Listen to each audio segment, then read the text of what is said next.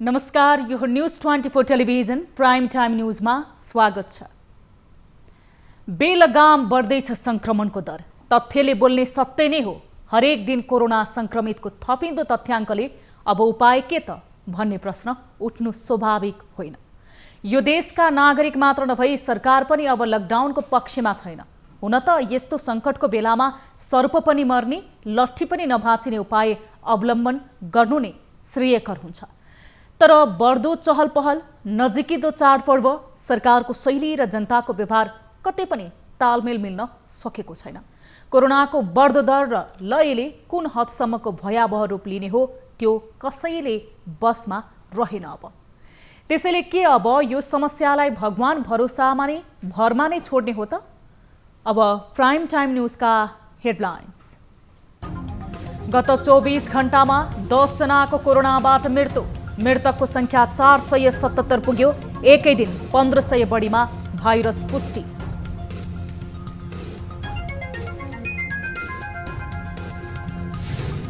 कोरोनाको परीक्षणको रिपोर्ट सम्बन्धी व्यक्तिलाई नै उपलब्ध गराउन सरकारको निर्देशन। पोजिटिभ भए पनि प्रयोगशालाबाटै जानकारी गराइने। कार्यविधि अनुसार अहिले आएर हामीले होम आइसोलेसनमा पनि राख्ने प्रावधान थपेका छौँ। काठमाडौँको Grande city clinic and hospital बिना दर्ता सञ्चालनमा रहेको खुलासा।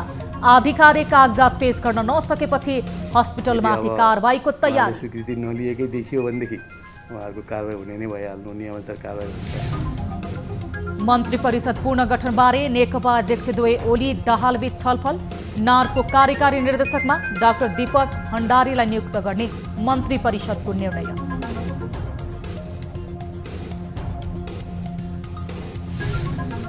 र चीन र भारतका सञ्चार माध्यमहरूले दुई देशबीच तनाव बढाउँदै असहनीय परिणाम हुन सक्ने ग्लोबल टाइम्सको चेतावनी।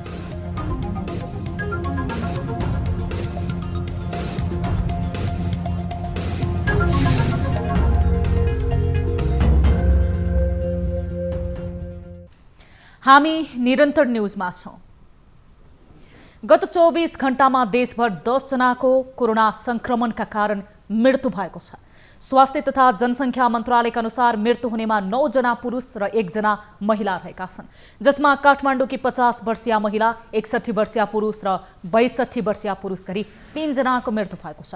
त्यसैगरी बाराका 20 वर्षीय पुरुष, ललितपुरका 42 र 77 वर्षीय पुरुष, रूपन्देहीका 72 वर्षीय पुरुष, अछामका 34 वर्षीय पुरुष, बर्दियाका 63 र 50 वर्षीय पुरुषको पनि मृत्यु भएको छ। यो सँगै देशभर कुल मृतकको संख्या 477 पुगेको छ। यो मृत्युदर संक्रमित हुनेहरूबाट 0.65% हो। यता गत 24 घण्टामा रुकुममा 1573 जनामा भाइरस पुष्टि भएको छ। यो सँगै कुल संक्रमितको संख्या 73,394 पुगेको छ। मन्त्रालयका अनुसार प्रदेश नम्बर 1 को झापामा 3 जना, भोजपुरमा 1 जना, मोरङमा 152 जना, सुनसरीमा 3 जनामा संक्रमण देखिएको छ। त्यस्तै प्रदेश नम्बर 2 को धनुषामा 1 जना, पर्सामा 17 जना, बारामा 20 जना, महोत्तरीमा 3 जना, रौतहटमा 16 जना, सप्तरीमा 8 जना, सर्लाही र सिरहामा 1-1 जनामा संक्रमण देखिएको छ। यता बागमती प्रदेशको काठमाडौँमा 633 जना, काभ्रेमा 17 जना, चितवनमा 83 जना, धादिङमा 1 जना, नुवाकोटमा 3 जना, भक्तपुरमा 72 जना, मकवानपुर, रसुवा र रामेछापमा 1-1 जना, ललितपुरमा 104 जना, सिन्धुपाल्चोकमा 3 जनामा भाइरस देखिएको छ। त्यस्तै गण्डकी प्रदेशको कास्कीमा 28 जना, गोर्खामा 1 जना, तनहुमा 4 जना, नवलपरासी पूर्वमा 8 जना, लमजुङमा 20 जना, बागलुङमा 32 जना र स्याङ्जामा 3 जनामा संक्रमण पुष्टि भएको छ। यता प्रदेश नम्बर 5 को अर्घखाँचीमा 1 जना, कपिलवस्तुमा 6 जना, गुल्मीमा 2 जना, दाङमा 30 जना, नवलपरासीमा 1 जना, प्युठानमा 2 जना, बर्दियामा 33 जना, बाँकेमा 33 जना, रूपन्देहीमा 47 जना, रोल्पामा 5 जनामा भाइरस पुष्टि भएको छ। त्यस्तै कर्णाली प्रदेशको दैलेखमा 4 जना, सल्यानमा 12 जना, सुर्खेतमा 76 जनामा संक्रमण देखिएको छ। र सुदूरपश्चिम प्रदेशको अछाममा 2 जना, कञ्चनपुरमा 13 जना, कैलालीमा 56 जना, डोटीमा 1 जना, बजाङमा 24 जना र बैतडीमा 1 जनामा संक्रमण पुष्टि भएको छ। यता काठमाडौँ उपत्यकामा गत 24 घण्टामा थप 809 सङ्क्रमित फेला परेका छन्। यो सँगै काठमाडौँ उपत्यकामा सङ्क्रमितको कुल सङ्ख्या 21,479 पुगेको छ। यसमध्ये काठमाडौँमा 17,481, ललितपुरमा 2,100 जना र भक्तपुरमा 1,928 जना सङ्क्रमित छन्। त्यस्तै गत 24 घण्टामा 885 जना निको भएर घर फर्किएका छन् र डिस्चार्ज हुनेहरूको कुल सङ्ख्या 53,898 पुगेको छ। निको हुनेको यो प्रतिशतमा कुल 73.4% हो। त्यस्तै देशभर सक्रिय सङ्क्रमितको सङ्ख्या 19,019 छ। त्यसै गरी क्वारेन्टिनमा रहनेको सङ्ख्या 6,281 रहेको छ। होम आइसोलेसनमा 10,698 जना छन् भने संस्थागत आइसोलेसनमा 8,321 जना छन्।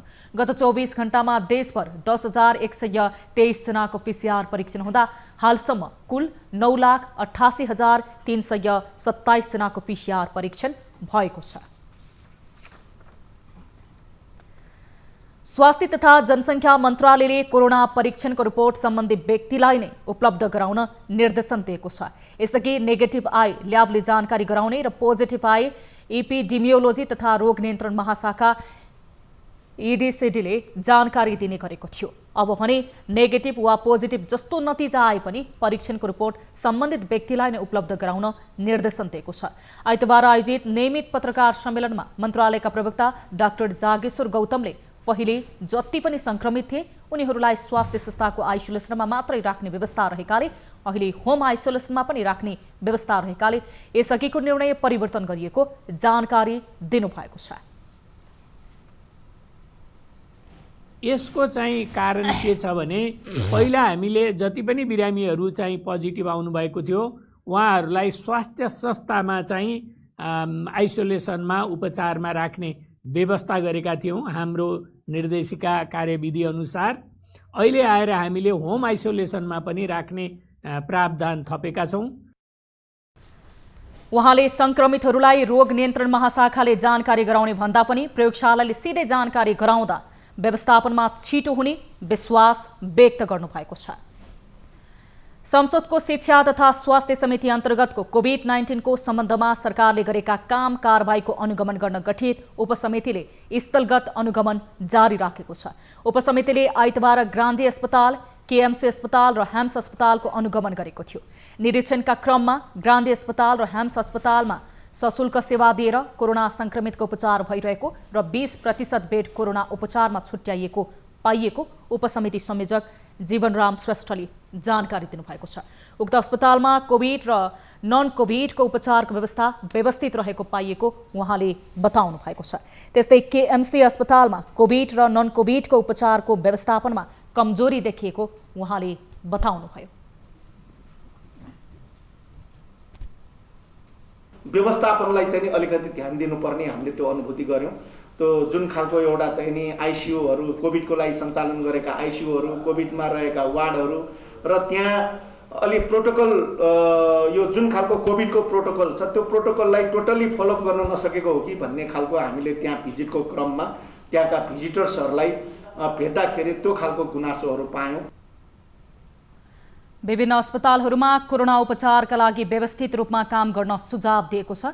कोभिड-19 को उपचार, रोकथाम र नियन्त्रणका लागि भएका कामका बारेमा उपसमितिले निरन्तर अनुगमन गरिरहेको छ। हस्पिटल जस्तो मानवीय संवेदनशीलसँग जोडिएको संस्था कुनै पनि सरकारी निकायमा दर्ता नभई सञ्चालनमा आउन सक्छ? यो प्रश्नमा सबैको जवाब सक्दैन भन्ने नै हुन्छ। तर बरगल्ती बेतिथि रहेको यो मुलुकमा भने यस्तो कार्य सम्भव हुँदो रहेछ भन्दा सबैलाई आश्चर्य लाग्न सक्छ। हो, राजधानीको मुटुमा रहेको Grande city clinic and hospital बिना दर्ता सञ्चालनमा रहेको खुलासा भएपछि यस्तै आश्चर्य सम्भवमा परिणत भएको छ। एक रिपोर्ट।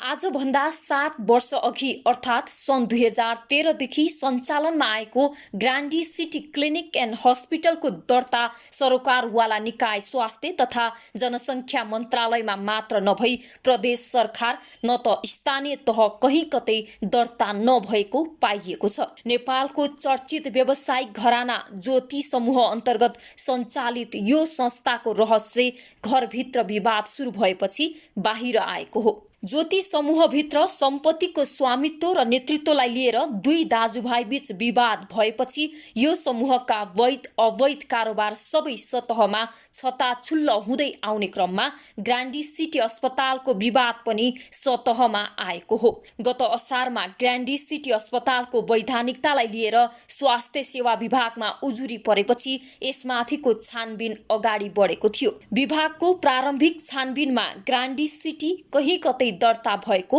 पाइएको छैन। तत्कालीन जिल्ला स्वास्थ्य कार्यालयले स्वीकृति दिने, अर्को चाहिँ प्रदेशले दिने। क्षेत्रीय निर्देशनालयले अहिले क्षेत्रीय निर्देशनालय नभएको अवस्थामा प्रदेशले हेर्ने भन्ने छ। प्रदेशलाई हामीले के रहेछ भनेर पत्र लेख्यौँ, जिल्लालाई पनि पत्र लेख्यौँ र यहाँ हाम्रोमा पनि बुझ्यौँ। हेर्दाखेरि अब हाम्रोमा यहाँ दर्ता भएको देखिँदैन, सङ्घबाट दर्ता भएको देखिँदैन, तत्कालीन स्वास्थ्य सेवा विभागबाट दर्ता भएको देखिएन। अनि तत्कालीन जिल्ला स्वास्थ्य कार्यालयले गरेको हो कि भनेर उहाँहरूले पत्र लेख्दा उहाँहरूले हामीले सञ्चालन स्वीकृति नदिएको भनेर उहाँहरूले पत्र पठाउनु भयो। स्वास्थ्य सेवा विभागले छानबिन टोली गठन गरेर अनुसन्धान अघि बढाएपछि हस्पिटलले तत्कालीन क्षेत्रीय जनस्वास्थ्य निर्देशनालयमा दर्ता भएको मौखिक जानकारी दिएको थियो। तर उसले त्यस सम्बन्धी कागजात स्वास्थ्य सेवा विभागलाई अझै उपलब्ध गराएको छैन। असार महिनाको दोस्रो हप्तातिर चाहिँ हामीलाई यसको बारेमा जानकारी पाऊँ, के भएको हो, दर्ता भयो भएन भन्ने यहाँ हामी कहाँ शिकायत आयो। शिकायत आइसकेपछि हामीले बुझ्नको लागि उहाँहरूलाई पत्रचार गऱ्यौँ। पत्रचार गर्दा उहाँहरूले लामो समयसम्म जवाब दिनु भएन। ज्योति समूहका दुई दाजुभाइ मध्ये पद्मज्योतिको घर भाडामा लिएर रूपज्योतिले ग्रान्डी सिटी अस्पताल सञ्चालन गर्दै आएका थिए। तर यी दाजुभाइ बीच कलह सुरु भएपछि पद्मज्योतिले घर भाडा मात्रै 1,29,00,000 माग गर्दै 6 पटक ग्रान्डी सिटी अस्पताललाई पत्र पठाएका थिए। तर रूपज्योतिले घर भाडा तिर्न आनाकानी गरेपछि हस्पिटल दर्ता भएको नभएको छानबिन गर्न माग गर्दै पद्मज्योतिले उजुरी दिएका थिए। बिना दर्ता सञ्चालन गरेको पुष्टि भए विभागले ग्रान्डी सिटी र यसका सञ्चालक रूपज्योतिमाथि कारबाही प्रक्रिया अघि बढाएको छ। सत्य तथ्य के हो होइन, त्यो चाहिँ हाम्रो छानबिन समितिले प्रतिवेदन दिन्छ अनि उहाँहरूका डकुमेन्टहरू हामी सबै बुझ्छौँ। अब जिल्ला स्वास्थ्य कार्यालयले चाहिँ अनुमति नदिएको भनेर आयो, तर उहाँहरूले चाहिँ कागजमा फेरि स्वीकृति लिएको देखाउनु भएको छ। अहिले अब छानबिन गरिसकेपछि तथ्य कुरा पत्ता लाग्छ। पत्ता लागिसकेपछि उहाँलाई यदि अब उहाँले स्वीकृति नलिएकै देखियो भनेदेखि उहाँहरूको कारबाही हुने नै भइहाल्नु, नियमानुसार कारबाही हुन्छ। हस्पिटल जस्तो मानवीय संवेदनासँग गाँसिएको संस्था यसरी पनि सञ्चालन हुँदो रहेछ भन्ने दृष्टान्त बन्न पुगेको छ ग्रान्डी सिटी अस्पताल। सानातिना उद्योग धन्दा गर्नेहरूलाई करको कर गर्ने सरकारले अहिलेसम्म ग्रान्डी सिटीलाई नदेख्नु अर्को अचम्मको पक्ष बनेको छ। यो देशको सहायक अर्थमन्त्री समेत बनिसकेका रूपज्योतिको हस्पिटलले के राज्यलाई कर बुझाउन नपर्ने गरी छुट पाएको थियो र? यो प्रश्न ज्वलन्त बनेको छ। गत वर्ष हाउजिङ ठगी मुद्दामा समेत पक्राउ परेका रूपज्योतिको यो पाटोको विश्राम अब कसरी होला? अर्को कौतूहलता थपिएको छ नेपालको उद्योग व्यवसायको क्षेत्रमा। क्यामेरामा कान्छा डङ्गोलका साथ टिभी जर्नलिस्ट रिया भण्डारी, काठमाडौँ। प्रधानमन्त्री एवं नेकपा अध्यक्ष केपी शर्मा ओली र अर्का अध्यक्ष पुष्पकमल दाहाल बीचको भेटवार्ता सम्पन्न भएको छ। प्रधानमन्त्रीको सरकारी निवास बालुवाटारमा आइतबार बसेको भेटमा मन्त्री परिषद पूर्ण गठनका विषयमा छलफल भएको बताइएको छ। ओली दाहाल छलफल पश्चात आज भोलिमै मन्त्री परिषद पूर्ण गठन हुने सम्भावना बढेको छ। नेकपा सचिवालय बैठकले सरकारको काम प्रभावकारी बनाउन मन्त्री परिषद पूर्ण गठन गर्ने सैद्धान्तिक सहमति गरेको थियो। सोही अनुसार अध्यक्ष दुवै बीच बिहिबार र शुक्रबार पनि छलफल भएको थियो। अब ल्याउने सदस्य अधिकांश नयाँ अनुहार हुने बताएको छ। पूर्व एमालेबाट एघेरा सुनवार, विशाल भट्टराई, प्रेम आले, गणेश ठङ्गुना, विरोध खतिवडा आदिको नाम चर्चामा छ। पूर्व माओवादीबाट देवेन्द्र पौडेल, जनार्दन शर्मा, पम्फा भुषाल आदिको नाम चर्चामा छ। अध्यक्ष दुवैबीच रिक्त संवैधानिक आयोगमा नियुक्तिबारे समेत छलफल भइरहेको छ। सरकारले नेपाल कृषि अनुसन्धान परिषद नार्को कार्यकारी निर्देशकमा डाक्टर दीपक भण्डारीलाई नियुक्त गरेको छ। आज बसेको मन्त्री परिषद बैठकको नार्का उपनिर्देशक भण्डारीलाई कृषि मन्त्रालयको सिफारिसमा कार्यकारी निर्देशक नियुक्त गरेको हो। 3 वर्षदेखि रिक्त यो पदका लागि सिफारिस समितिको सिफारिसमा भण्डारी नियुक्त हुनुभएको हो। यस्तै बैठकले 7वटा प्रदेशमा इजरायली प्रविधियुक्त बागवानी केन्द्र स्थापनाका लागि एमओयू गर्ने निर्णय पनि गरेको छ। इजरायल स्थित नेपाली दूतावासलाई एमओयू गर्ने अख्तियारी दिएको छ। नेपाल स्थित इजरायली दूतावासले केही वर्ष यता कृषि क्षेत्रमा सहयोग गर्ने आश्वासन दिँदै आएको थियो। बझाङकी 12 वर्षीय सम्झना कामीको बलात्कारपछि हत्या गर्नेलाई कारबाहीको माग गर्दै आइतबार पनि काठमाडौँमा विरोध प्रदर्शन भइरहेको छ। आइतबार संयुक्त राजनीतिक दलीय संघर्ष समितिको आयोजनामा भएको प्रदर्शनमा सहभागीहरूले बलात्कारीलाई फाँसीको सजाय हुनुपर्ने माग गरेका थिए। उनीहरूले पीडितलाई न्याय दिन र अपराधीलाई उन्मुक्ति नदिन सरकार समक्ष माग गरेका छन्। उनीहरूले यस्ता घटनाहरू पटक पटक दोहोरिए पनि कमजोर कानुन भएका कारण दोषीहरूले उन्मुक्ति पाउने गरेको भन्दै कडा कानुन नबनाएसम्म घटनाहरूमा कमी नआउने बताएका छन्। कारबाहीको कडा जुन अवलम्बन छ अथवा कारबाही छ त्यो गर्न सकेन, गरेन, चाहेन र विभिन्न ढङ्गले राजनैतिक दबाव र प्रभावमा यी कानुनहरू फितलो बनाइयो, जसको कारणबाट त्यस्ता किसिमका अपराधिक मनोवृत्ति भएका मानिसहरूको चाहिँ यसमा थप आत्मबल बढ्यो। सडक बहसमा पुग्नुभएकी नेकपा सांसद रामकुमारी झाँक्रीले प्रहरी प्रशासनको प्रभावकारिताको समीक्षा गर्न जरुरी रहेको बताउनु भएको छ। उहाँले मुलुकका ग्रामीण क्षेत्रमा राज्यको उपस्थिति नदेखिएकाले महिला हिंसा सम्बन्धी घटना दोहोरिएको जिकिर पनि गर्नुभयो। त्यहाँनिर राज्यको उपस्थिति देखिन्न। जब राज्यको उपस्थिति देखिन्न, नागरिकहरू सचेत भएन भने अपराधीले सजिलै मुक्ति पाउने अवस्था हुन्छ। त्यसकारण स्वयं नागरिक पनि सचेत हुनुपर्छ। यस्ता अपराधिक क्रियाकलापलाई अलग गरेर हेर्नुपर्छ। असोज 7 गते बुधबार साँझ गाईबस्तुलाई घाँस हाल्न गएकी बझाङको मस्टा गाउँपालिका 2 की सम्झना विक मृता फेला परेकी थिइन्। उनको शव निवस्त्र अवस्थामा स्थानीय शिवदेवता मन्दिरमा भेटिएको थियो। उनको बलात्कारपछि हत्या भएको हुन सक्ने आशंकामा प्रहरीले अनुसन्धान अघि बढाएको छ। घटनामा संलग्न रहेको आरोपमा प्रहरीले सोही गाउँका 18 वर्षीय राजेन्द्र बोहरालाई पक्राउ पनि गरेको छ। पूर्व पश्चिम राजमार्ग अन्तर्गत 12 को पथलैया निजगढ सडकमा भएको सवारी दुर्घटनामा एकै परिवारका 3 जनाको घटनास्थलमै मृत्यु भएको छ। पूर्वतर्फबाट आइरहेको बसले करिब 5 बजेको समयमा स्कुटरलाई ठक्कर दिँदा 12 निजगढ 10 का एकै परिवारका 3 जनाको मृत्यु भएको जिल्ला प्रहरी कार्यालय 12 ले जनाएको छ। पूर्वतर्फबाट आइरहेको ना4 ख 7244 नम्बरको बसले प्रदेश नम्बर 203-004 प 4442 नम्बरको स्कुटरलाई ठक्कर दिएको हो। स्कुटरमा सवार व्यक्ति निजगढ नगरपालिका वडा नम्बर 10 लाल निवासी तीर्थमान स्याङताङ, निजकी श्रीमती ज्योति स्याङताङ र निजका एक छोरा रहेको जिल्ला प्रहरी कार्यालय 12 का प्रहरी प्रवक्ता गौतम मिश्रले जानकारी दिनुभएको छ। ठक्कर दिने बसका चालक फरार रहेको र दुर्घटना भएको सवारी साधनलाई इलाका प्रहरी कार्यालय सिमरा ल्याउने कार्य भइरहेको प्रहरीले जनाएको छ। हामीसँग न्युज राज्य बाँकी छन्। अहिले लाइभ ब्रेक।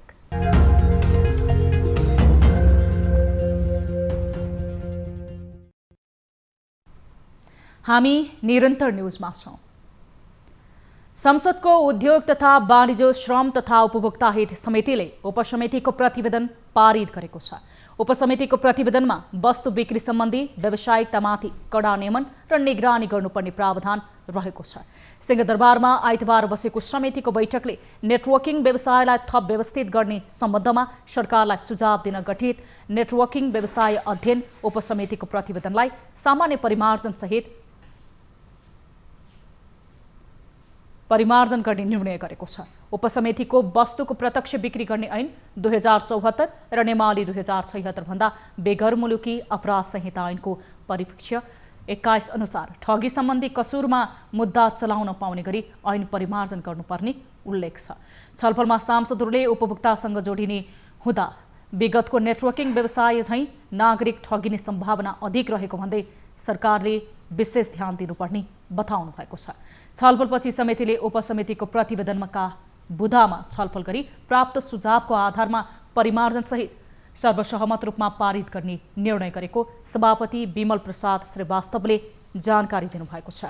देशमा उत्पादन हुनेको हकमा त्यो किनभने नेपाल अब देश त त्यस्तै हो, समितिबाट एउटा पास भएको हुन्छ, मन्त्रालय जाँदा अर्को हुन्छ, राष्ट्रपति कार्यालयमा कमा फुल स्टप धेरै कुरा पनि अब यो त चेन्ज भइरहेको भन्ने कुरा त बाहिर त धेरै यसमा मात्रै हो, उनीहरूको तुलनामा आइरहेको छ। त्यो तर भन्ने शब्द पनि हालिएको रहेछ। नेपालमा उत्पादन नहुनेका शर्तमा भनेर 50%, 100% विदेशी आयात त्यो पनि हामीले हटाएका छौँ। हामीले धरोटी रकम पनि बढाएका छौँ, निरीक्षण गर्नेको दायरा पनि बढाएका छौँ। अब यो कानुनलाई हामीले सके जति नेपाली जनता र जनताप्रति उत्तरदायी हुँदैन नेपाली जनता नठगियो भन्ने मनोविज्ञानका साथ हामीले प्रतिवेदन तयार गरेका छौँ। जनता र उपभोक्तालाई कहीँ कतै पनि चाहिँ ठगीको अनुभूति हुने कुनै पनि प्रकारको होइन र त्यसलाई चाहिँ अझ बढी चाहिँ नियमन गर्ने, त्यसलाई प्रक्रिया ल्याउने गरी चाहिँ हामीले अझ कडा निर्देशन गर्नुपर्छ। दोस्रो, अब तेस्रो प्यारामिडिएट श्रेणीमा नेटवर्किङ गर्ने भन्ने जुन अलिकति चाहिँ अनौपचारिक रूपमा नेपालको इतिहासमा प्रचलित त्यस प्रकारका संस्थाहरूले गरेका थिए, त्यसको पूर्ण अन्त हुनुपर्छ। कपिलवस्तुको तिलौरा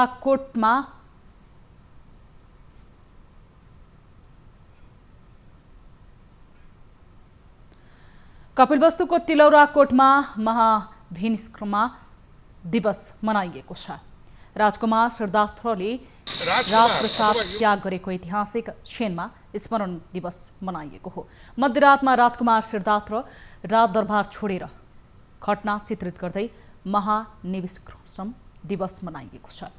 तौली हवाका शाक्य कुलका सिद्धार्थ शाक्य घोडामा चढेर पृथ्वीद्वारबाट दरबार छाडेको भावगीत सहितको नक्कल गरेर देखाइएको थियो।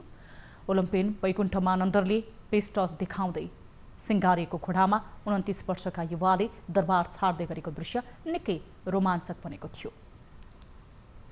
राजकुमार अथवा युवराजा धिराज सिद्धार्थ गौतम मध्यरात्रिमा घोडा चढेर यो पूर्वी द्वारबाट ज्ञानको खोजीमा निस्किनु भएको थियो। आफ्नो चाहिँ गृह त्याग गरेर अथवा राजदरबारलाई त्याग गरेर निस्किनु भएको थियो भन्ने चाहिँ यस्तो चाहिँ बुद्ध ग्रन्थहरूले जसरी जनाएको छ, आज त्यसलाई एकपल्ट क्याप्चर अथवा पुनर्जीवित गर्ने हामीले यहाँ कोसिस गर्नको लागि हामी यहाँ आज भेला भएका छौँ। असार पूर्णिमाका दिन दिवस मनाउने गरिए पनि यस वर्ष कोरोना भाइरसको संक्रमणको कारण दिवस मनाइएको थिएन। क्षमा पूजा गर्दै पर्यटकलाई स्वागत गर्ने सन्देशसहित गैराती दिवस मनाइएको हो। ज्ञानको खोजीमा राजकुमार सिद्धार्थले 29 वर्षको उमेरमा दरबार त्याग गरेको थिए। अब बिजनेस न्यूज।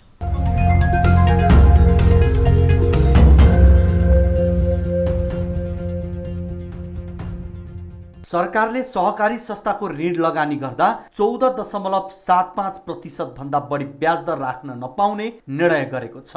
देशभरि छरिएर रहेका 35,000 सहकारी सङ्घ संस्थाहरूले ऋणीहरूसँग मनोमानी तरिकाले ब्याज लिएको गुनासो बढेपछि सरकारले यस्तो निर्णय गरेको हो।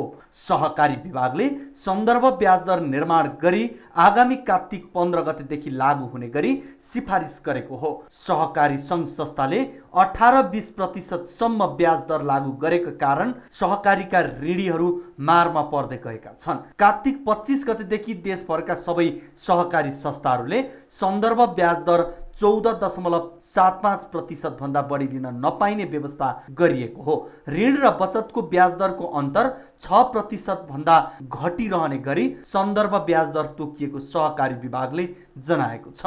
नेपाल राष्ट्र बैंकले पनि मौद्रिक नीति मार्फत बैंक वित्तीय संस्थाको ब्याज दर घटाएको, बजारमा तरलता बढेको कारणले सहकारी संस्थाहरूको ब्याज दर घटाउनु पर्छ भन्ने चौतर्फी चासो, चिन्ता र दबावका बीच सहकारी विभागले आउने कार्तिकको 15 गतेबाट लागू हुने गरी आफ्ना शेयर सदस्यलाई ऋण दिँदा अधिकतम लिने ब्याज भनेको 14.75% कायम गरेको छ। कोरोना भाइरसको महामारीको बेला कतिपय सहकारी संस्थाका ऋणीहरू ब्याज समेत तिर्न नसक्ने अवस्थामा पुगेका छन्। लामो लकडाउन र महामारीको चपेटामा परेका वर्गलाई सहकारीले ऋणको ब्याज र किस्तामा छुट दिने भने पनि सहकारी संस्थाहरूका ऋणीहरूले भने सहकारीबाट कुनै छुट सुविधा नपाएको गुनासो गरेका छन्। सहकारीले बदमासी र ठगी धन्दालाई अनुगमन गरिरहेको सहकारी विभागले जनाएको छ। पछिल्लो समय कोभिड लगायतका विभिन्न कारणले गर्दा सहकारी संस्थाहरूले बचतकर्ताको बचत समयमै फिर्ता गरेनन् भन्ने चिन्ताहरू पटक पटक आइराखेको छ। कतिपय शेयर सदस्यले सहकारी विभागमा आएर गुनासो मौखिक लिखित रूपमा गरिरहनु भएको छ।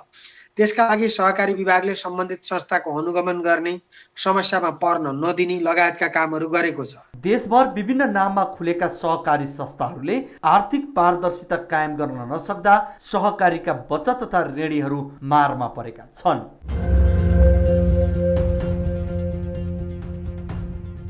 शेयर बजारमा सामान्य सुधार हुँदा कारोबार रकम पनि बढेको छ। आइतबार शेयर बजारमा नेप्से परिसूचक 4.29 अङ्कले बढेर 1565.55 बिन्दुमा कायम भएको छ। 191 कम्पनीको 1,49,72,311 किता शेयरको 3,13,82,43,300 रुपियाँको शेयर किनबेच भएको नेपाल स्टक एक्सचेन्जले जनाएको छ। आइतबार शेयर कारोबारमा ब्याङ्किङ समूहको 13.74, होटल 51.71, वित्त कम्पनी 11.63 अङ्कले बढ्दा निर्जीवन बिमा 72.53, उत्पादन तथा प्रशोधन 44.81, जीवन बिमा समूहको उपसूचक 83.59 अङ्कले घटेको छ। कारोबार रकमको आधारमा सोल्टी होटल अग्रस्थानमा रहेको छ। होटलको 48,56,51,779 रुपियाँको शेयर कारोबार भएको छ। दोस्रो र तेस्रो स्थानमा क्रमशः हिमाल दोलखा हाइड्रो पावर र कुमारी ब्याङ्क रहेका छन्।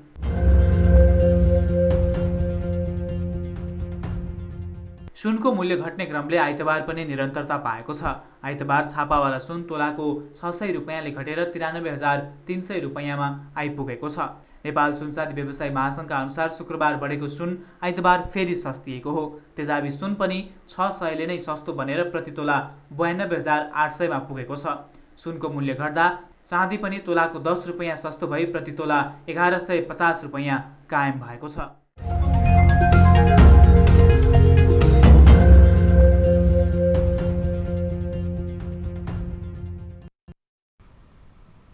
चितवनको सौराहामा चहल पहल बढ्न थालेको छ।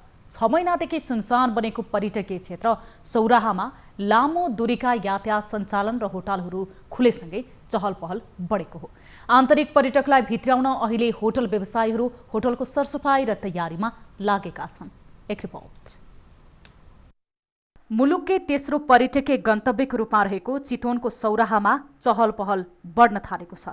सरकारले लामो दूरीको सार्वजनिक यातायात सञ्चालन र होटलहरू खोल्ने अनुमति दिएसँगै अहिले होटल व्यवसायी होटल सञ्चालनको तयारीमा जुटेका छन्। होटल खुलेसँगै व्यवसायीहरू हात्ती, जीप सफारी तथा विभिन्न प्याकेज ल्याएर आन्तरिक पर्यटक तान्ने तयारीमा छन्। हामी संस्थागत रूपमा चाहिँ क्षेत्रीय होटल सङ्घले चाहिँ विभिन्न सङ्घ संस्थाहरूसँग मिलेर चाहिँ यो कोरोनाको महामारीको बेलामा चाहिँ हामीले चाहिँ आकर्षक प्याकेज ल्याउनुपर्छ भनेर चाहिँ कार्यक्रमलाई अगाडि बढाएको छ। तथापि आजकै दिनमा चाहिँ हामीले निरात्मक रूपमा चाहिँ छुटका कुराहरू चाहिँ ल्याउन सक्दैनौँ। तथापि केही दिनपछि अथवा केही समयपछि चाहिँ हामीले आन्तरिक पर्यटकलाई आकर्षण गर्नको निम्ति भए पनि हाम्रा होटलका रुमहरू, यहाँका रेस्टुरेन्टका मेन्युहरू र सफारीका कार्यक्रमहरूमा चाहिँ हामीले चाहिँ छुट दिने चाहिँ एउटा चाहिँ चाँजोपाँजो मिलाइरहेका छौँ। विगतका वर्षहरूमा सेप्टेम्बर 27मा पर्यटकलाई बाजागाजा सहित स्वागत गर्ने व्यवसायीहरू यस वर्ष भने पर्यटकको पर्खाइमा छन्। भ्रमण वर्षलाई लक्षित गरेर होटल सञ्चालनमा लगानी गरेका व्यवसायीहरू अहिले मारमा परेका छन्। विश्व पर्यटन दिवस गत वर्षसम्म हामीले धुमधामसँग मनाउने गर्थ्यौँ। एयरपोर्टबाट आउने पर्यटकलाई स्वागत गर्ने, बस पार्कबाट आउने पर्यटकहरूलाई स्वागत गर्ने, झाँकीसहित सौराहामा विविध कार्यक्रम गरेर हामीले मनाउँदै आएका थियौँ। तर अहिले फरक अवस्थामा छौँ हामी। यो विश्व नै यो महामारीबाट आक्रान्त भइरहेको अवस्थामा हामीले पनि अहिले सौराहामा पर्यटकहरू न्यून रहेको कारणले गर्दाखेरि यो सौराहा अब खुल्यो है, सेवा दिनलाई हामी तयार छौँ भनेर एउटा म्यासेज पठाउनको लागि फरक तरिकाले मनाउन गइरहेका छौँ। तत्काल विदेशी पर्यटक आउने सम्भावना नभएपछि सस्तो प्याकेजमा आन्तरिक पर्यटकलाई लक्षित गरेर होटल सञ्चालन गर्ने व्यवसायीहरूले बताएका छन्। राष्ट्रिय निकुञ्ज क्षेत्रमा वन्यजन्तु हेर्न तथा जंगल सफारी गर्न पर्यटकहरू सौराहा पुग्ने गरेका छन्। सौराहा पुग्ने पर्यटकहरू 2 रात 3 दिनसम्म बस्ने गरेका छन्। हामीले आशा गरेको पर्यटक भनेको अहिले आन्तरिक पर्यटक हो। नेपालीहरूलाई नि टार्गेट गरेर चाहिँ हामी होटल सञ्चालन गर्दैछौँ। विदेशी पर्यटकहरू अहिले तत्कालै आउने अवस्था छैन र ती आउने पर्यटकहरूलाई पनि हामीले स्वास्थ्य सम्बन्धी प्रोटोकलहरू पुरा गरेर र उहाँहरूलाई सौराहामा सुरक्षित तरिकाले निर्धक्क तरिकाले सौरा आउँदा हामी सुरक्षित छौँ। यहाँ त्यस्ता किसिमका सङ्क्रमणहरू छैनन् र अझसम्म त्यो सङ्क्रमण नदेखेको अवस्था छ होइन। सौराहा पुग्ने पर्यटकहरूले मौसम अनुसार निकुञ्जभित्रको प्राकृतिक वातावरणमा रम्ने गरेका छन्। निकुञ्जमा जीव सफारीसँगै जंगलमा वन्यजन्तु तथा चरा अवलोकन र डुङ्गा सैर गर्दै आनन्द लिने गरेका छन्। सामान्य अवस्थामा चितवन निकुञ्जमा वार्षिक 2 लाख भन्दा बढी पर्यटक घुम्न जाने गरेका छन्। चितवनबाट टिभी जर्नलिस्ट शरद आचार्यको रिपोर्ट। अब इन्टरनेशनल न्यूज।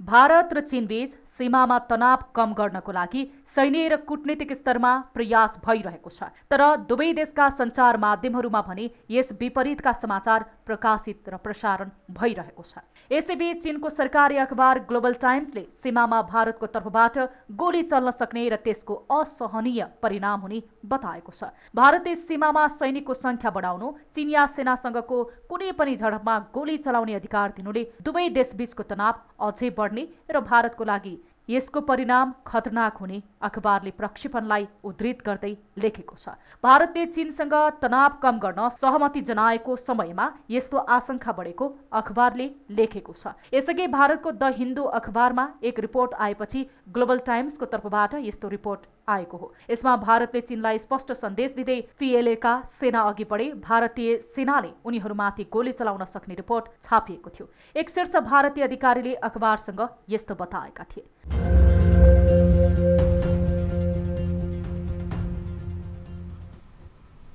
अब स्पोर्ट्स न्यूज।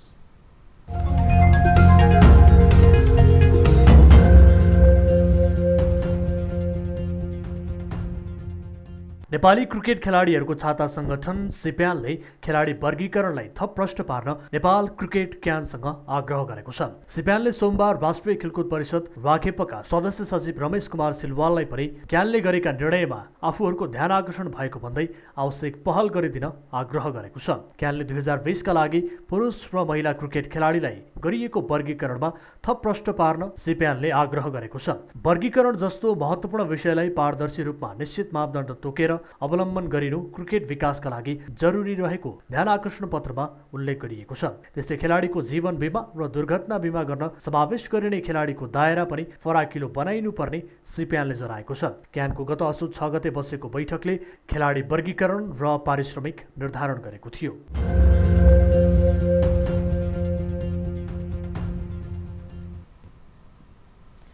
अब विष्णु ढुङ्गानाको साथमा फटाफट न्यूज।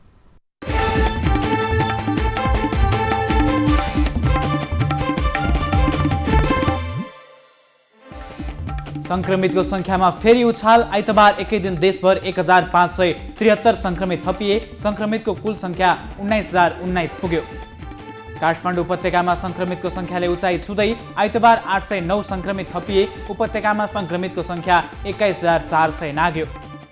पछिल्लो 24 घण्टामा 885 संक्रमित निको भए। 53898 संक्रमित निको भएर घर फर्किए। पछिल्लो 24 घण्टामा थप 10 संक्रमितको मृत्यु। नेपालमा कोरोनाबाट मृत्यु हुनेको संख्या 477 पुग्यो। काठमाडौँको मुटुमा रहेको ग्रान्डी सिटी क्लिनिक एन्ड हस्पिटल बिना दर्ता सञ्चालनमा रहेको खुलासा। वैध कागजात पेश गर्न नसकेपछि अस्पतालमाथि कारबाही प्रक्रिया सुरु। कोरोनाको कारण विदेशमा अलपत्र परेका नागरिकलाई सरकारले उद्धार गर्न नसक्दा उनीहरूको जीवन कष्टप्रद बन्दै अलपत्र परेका नेपाली कामदारले महँगो हवाई टिकट काटेर फर्कन नसक्दा अवस्था झनै पीडादायी। पूर्व पश्चिम राजमार्ग अन्तर्गत 12 को पथलैया निजगढ सडक दुर्घटना हुँदा 3 जनाको घटनास्थलमै मृत्यु। स्कुटीमा सवार 12 निजगढ 10 का एकै परिवारका 3 जनाको निधन। प्रधानमन्त्री केपी शर्मा ओली र नेकपा अध्यक्ष पुष्पकमल दाहाल प्रचण्डबीच छलफल। मन्त्री परिषदको पुनर्गठन र नेकपा सचिवालय बैठकबारे अध्यक्ष द्वयबीच छलफल भएको प्रधानमन्त्री सचिवालय स्रोतको भनाई। सरकारद्वारा कृषि अनुसन्धान परिषद नार्कको कार्यकारी निर्देशकमा डाक्टर दीपक भण्डारी नियुक्त। मन्त्री परिषदको आकस्मिक बैठकद्वारा नेपाल र इजरायल बीच कृषि प्रविधि हस्तान्तरण सम्बन्धी सम्झौता गर्ने निर्णय। नेपाली काङ्ग्रेसका सांसद उमेश श्रेष्ठलाई कोरोना भाइरस संक्रमण, रुगा खोकी र ज्वरो आएपछि बिहिबार स्वाब दिएका सांसद श्रेष्ठको आइतबार कोरोना पोजिटिभ पुष्टि। देश दर्शन बस सेवा प्रणालीद्वारा दिवा तथा रात्रिकालीन पर्यटकलाई लक्षित गरेर बस सेवा सुरु। लामो लकडाउन र निषेधाज्ञापछि पनि यातायात क्षेत्रमा पर्यटकलाई लक्षित गरेर दिवा तथा रात्रिकालीन सेवा आरम्भ। नेपाली सेनाको सूर्यदल गणद्वारा मोरङ धनपालथान गाउँपालिकामा रहेको दानावती चोकको बाहाट बजार व्यवस्थित बनाउन टहरा निर्माण गरेर हस्तान्तरण। 8वटा पक्की ट्रस्ट टहरा र शौचालयको सुविधासहित निर्माण कार्य सम्पन्न। बझाङकी 12 वर्षीय सम्झना कामेको बलात्कारपछि हत्या गर्नेलाई कारबाहीको माग गर्दै आइतबार पनि काठमाडौँमा विरोध प्रदर्शन। संयुक्त राजनीतिक दलित सङ्घर्ष समितिको आयोजनामा भएको प्रदर्शनमा बलात्कारीलाई फाँसीको सजाय माग। स्वास्थ्य तथा जनसङ्ख्या मन्त्रालयले कोरोना परीक्षणको रिपोर्ट सम्बन्धित व्यक्तिलाई नै उपलब्ध गराउन निर्देशन। नेगेटिभ र पोजिटिभ जस्तो नतिजा आए पनि परीक्षणको रिपोर्ट सम्बन्धित व्यक्तिलाई नै उपलब्ध गराउन निर्देशन। कपिलवस्तुको तिलवाकोटमा महावीर निकृष्टम दिवस मनाइयो। राजकुमार सिद्धार्थले राजप्रसाद त्याग गरेको ऐतिहासिक क्षण स्मरणमा दिवस मनाइयो। संसदको उद्योग तथा वाणिज्य र श्रम तथा उपभोक्ता हित समितिद्वारा उपसमितिको प्रतिवेदन पारित। उपसमितिको प्रतिवेदनमा वस्तु बिक्री सम्बन्धी व्यवसायमाथि कडा नियमन र निगरानी गर्नुपर्ने प्रावधान। कालीगण्डकी करिडोर अन्तर्गत बेरी जोमसोम केरला सडकको रूपसे खण्डमा सडक मर्मत गरे पनि हिमाल पारेको जिल्ला मुस्ताङसम्म सिधा सवारी साधन सञ्चालन भएन। गत भदौ 31 गते राति रूपसे झरनामा आएको बाढीले बगाएको सडक मर्मत गरियो। एसियाली राजमार्गसँग नेपाली राजमार्ग जोडियो। एसियाली मुलुकबीच सडक सञ्जाल जोडेर निर्बाध रूपमा आवत जावत तथा व्यापार गर्न पाउने अवधारणा अन्तर्गतको पहुँचमा नेपाल पनि जोडियो। गत 2076 सालको पद्मश्री साहित्य पुरस्कार सञ्जीव उप्रेतीद्वारा लिखित उपन्यास हंसलाई प्रदान गरिने। पद्मश्री साहित्य सम्मान भने वरिष्ठ साहित्यकार मोदनाथ प्रसिद्धलाई दिइने। सरकारले पीसीआर परीक्षण शुल्क 2 पटक घटाएर 2000 रुपियाँ कायम गरे पनि निजी अस्पताल र प्रयोगशालाले दोब्बर असुल्दै काठमाडौँ उपत्यकाका 11 प्रयोगशालाको अनुगमन गर्दा 8वटाले 3900 रुपियाँ लिइरहेको खुलासा। विभिन्न निकायबाट हुने कमजोरीलाई समेत सरकारलाई दोषी देखाउने कार्य भइरहेको भौतिक पूर्वाधार तथा यातायात मन्त्री वसन्त कुमार नेमुवाङको गुनासो। सरकार प्रत्यक्ष रूपमा नजोडिएका क्षेत्रमा समेत सरकारलाई नै जिम्मेवार देखाई बदनाम गर्न खोजेको मन्त्रीको आरोप। लामो समयदेखि सम्झौता अनुसार काम सम्पन्न नगर्ने विभिन्न 21 निर्माण व्यवसायी कम्पनीलाई कालो सूचीमा राखी ठेक्का प्रक्रिया रद्द गर्न प्रक्रिया सुरु। सडक डिभिजन कार्यालय हेटौँडाद्वारा सम्झौता रद्द। रौतहटको चन्द्रपुर नगरपालिका आंशिक रूपमा खुल्ने। कोरोना भाइरसको सन्दर्भमा WHOले निर्धारण गरेको स्वास्थ्य सम्बन्धी न्यूनतम मापदण्डको अवलम्बन गरेर विद्यालय खोल्न दिने निर्णय। र पाकिस्तानको सिन्ध प्रान्तमा भएको सवारी दुर्घटनामा कम्तीमा 13 जनाको ज्यान गयो। भ्यानमा कम्तीमा 20 जना सवार रहेको प्रहरीको भनाई।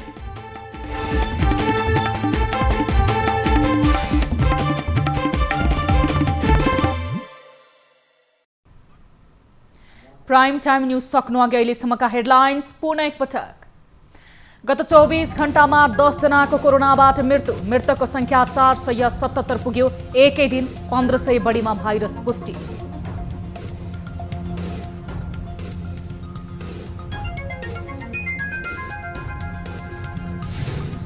कोरोना परीक्षणको रिपोर्ट सम्बन्धित व्यक्तिलाई नै उपलब्ध गराउन सरकारको निर्देशन। पोजिटिभ भएपछि प्रयोगशालाबाट जानकारी गराइने। कार्यविधि अनुसार अहिले आएर हामीले होम आइसोलेसनमा पनि राख्ने प्रावधान थपेका छौँ। काठमाडौँको ग्रान्डी सिटी क्लिनिक एन्ड हस्पिटल बिना दर्ता सञ्चालनमा रहेको खुलासा। आधिकारिक कागजात पेश गर्न नसकेपछि हस्पिटलमाथि कारबाहीको तयारी। यदि अब उहाँले स्वीकृति नलिएकै देखियो भनेदेखि उहाँहरूको कारबाही हुने नै भइहाल्नु, नियमानुसार कारबाही हुन्छ। मन्त्री परिषद पुनर्गठनबारे नेकपा अध्यक्ष द्वय ओली दाहालबीच छलफल। नार्को कार्यकारी निर्देशकमा डाक्टर दीपक भण्डारीलाई नियुक्त गर्ने मन्त्री परिषदको निर्णय।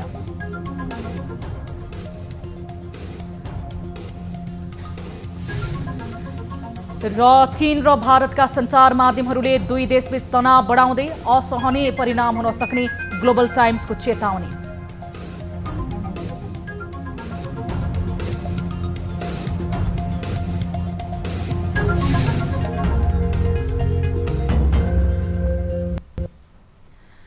प्राइम टाइम न्यूज हरिलाई यति नै। जाँदा जाँदै ताली र गालीमा हामीले सोधेको प्रश्नको परिणाम यसपछि प्रसारण हुने कार्यक्रम सीधा कुरा जनतासँगमा हेर्न सक्नुहुनेछ। थप न्युजको लागि हाम्रो वेबसाइट www.news24nepal.com हेर्न नभुल्नुहोला। साथै तपाईले हामीलाई फेसबुक, ट्विटर र युट्युबमा पनि फलो गर्न सक्नुहुनेछ। यस्तै मोबाइल, भाइबर, इमेलबाट न्युज24 टेलिभिजनको हेल्प डेस्कमा कुनै समस्या र गुनासो छन् भने प्रत्यक्ष रूपमा सम्पर्क राख्न सक्नुहुनेछ। हामी निरन्तर न्युजमा छौं। नमस्ते।